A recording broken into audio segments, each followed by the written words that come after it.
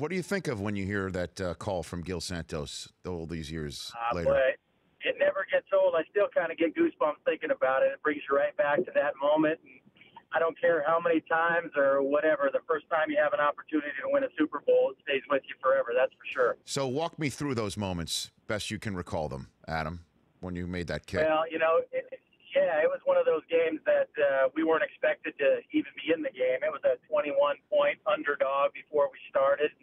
Coach Belichick had a real good game plan that we were gonna try to mug all their receivers on the line of scrimmage and just really attack them on the line of scrimmage and not let them release well. Well, it seemed to work out well. We got a couple turnovers and got off to a nice lead.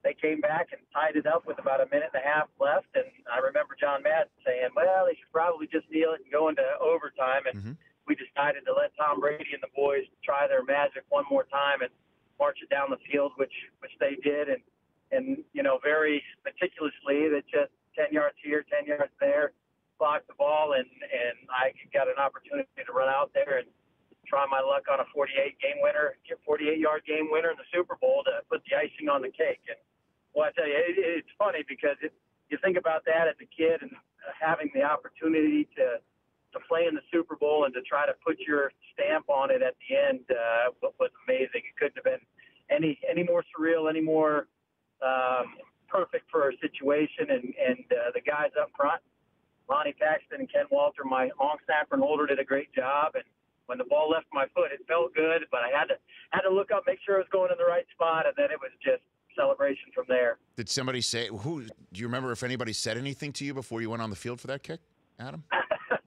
Well, before every game winner, everybody kind of treats you like you've got some contagious disease. They don't want to talk to you. They don't want to look at you. They don't want to touch you. But Willie McGinnis and Lawyer Malloy were the only two guys in my whole career that really much said anything to me before that stuff. And I think it was Lawyer standing there, and as I trotted out, he gave me a little swat on the butt and said, "Come on, man, let's get this thing," that kind of thing. So most of the time they don't say much at all, but it's kind of weird. You see in the movies when a big play or something like that happens, they always portray it in the movies like slow-mo and everything gets quiet, and it really kind of feels like that. It really does. I was aware of everything that was going on around me. You could hear John of our team and their team talking back and forth and them trying to say stuff to me, but it really slows everything down, and you really focus in on your little world. I guess the crowd and the noise and all that stuff all went away, and I just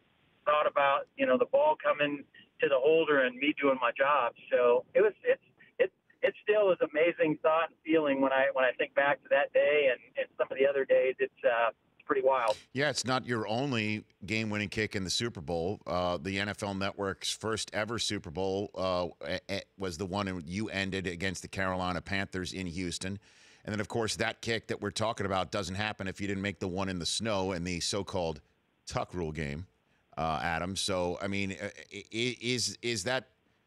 which is the biggest kick you think you've made in your career? I think for sure the most difficult and the most pressure-packed would be the one in the divisional playoff game in the snow against the Oakland Raiders. They call it the Snow Bowl or whatever. I think just sheer difficult. There's 6 inches of snow on the ground. We're down by 3. No time left on the clock. I don't think you could portray a more crazy situation or more difficult situation for you. But, fortunately we went out there and it's probably a pretty low percentage kick. Everybody asked me when it first happened and, probably, 50-50. And then I look back and think back at it and it's probably a lot less than that, but I made the one that I needed to. And, like you said, some of the other stuff maybe never happens. I know the first Super Bowl we don't have an opportunity to play in that if we don't win that game. So I think that one's probably the one that I'm the most proud of because it's probably the most difficult kick I've ever had. But there's something like kicking a game winner in a Super Bowl and being world champs. That never, ever gets old. That's for sure. Well, I noticed you just described that game in 3 different ways except calling it the tuck rule game, Adam. That's fast. That was well done right there. That was impressive. I don't know what you're talking about. What are you talking about? Snowball, divisional playoff. I know.